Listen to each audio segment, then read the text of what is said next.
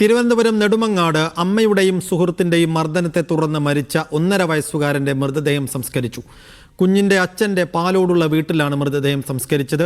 കേസിൽ അമ്മയുടെയും സുഹൃത്തിന്റെയും അറസ്റ്റ് രേഖപ്പെടുത്തി. കുട്ടിക്ക് പരിക്കേറ്റിട്ടും അമ്മ അഖില ചികിത്സ നൽകാൻ തയ്യാറായില്ല എന്നാണ് പോലീസിന്റെ കണ്ടെത്തൽ.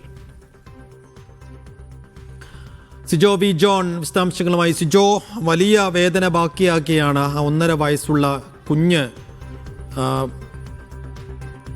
അതിൻ്റെ മൃതദേഹം ഇപ്പോൾ സംസ്കരിക്കുകയും ചെയ്തിരിക്കുന്നു. അപ്പോൾ പോസ്റ്റ്മോർട്ടം റിപ്പോർട്ടിന് ശേഷമാണ് ഇതിൽ വലിയ ക്രൂരത ഈ മരണത്തിന് പിന്നിൽ നടന്നുവെന്ന് പോലീസിന് മനസ്സിലാക്കാൻ കഴിഞ്ഞത്. അതിനുശേഷമുള്ള പോലീസിൻ്റെ തുടർ നടപടികൾ, അറസ്റ്റ് അടക്കമുള്ള നടപടികൾ എങ്ങനെയായിരുന്നു? സംസ്കാര ചടങ്ങുകൾ എങ്ങനെയായിരുന്നു?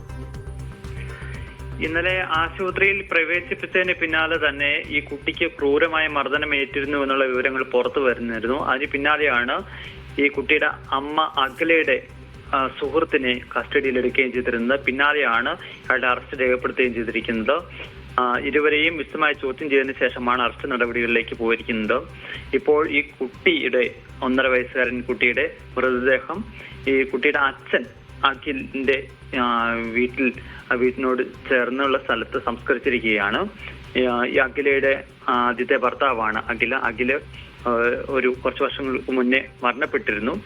അപ്പോൾ ഈ അഖിലയും അതോടൊപ്പം തന്നെ അഖിലയുടെ സുഹൃത്ത് ആയിട്ടുള്ള അഷ്കറും ഇപ്പോൾ പോലീസിന്റെ കസ്റ്റഡിയിലാണുള്ളത്. അതുകൊണ്ട് തന്നെ ഈ അഖിലയുടെ ഭർത്താവായിട്ടുള്ള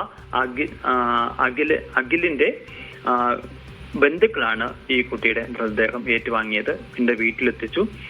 അടുത്ത ബന്ധുക്കളും അതോടൊപ്പം തന്നെ നാട്ടുകാരും ഒക്കെ ആയിരുന്നു ഈ സംസ്കാര ചടങ്ങിൽ പങ്കെടുത്തത്. ഇപ്പോൾ മൃതദേഹം സംസ്കരിക്കുകയും ചെയ്തിട്ടുണ്ട്. എന്തായാലും നമുക്ക് പോലീസിൽ നിന്ന് ലഭിക്കുന്ന വിവരം അനുസരിച്ച് കഴിഞ്ഞ 1 മാസത്തിലധികമായിട്ട് വലിയ രീതിയിലുള്ള മർദ്ദനമാണ് ഈ കുട്ടിയുടെ അമ്മ അഖിലയുടെ സുഹൃത്തിൽ നിന്ന് ഈ കുട്ടിക്ക് ഏൽക്കേണ്ടി വന്നത്.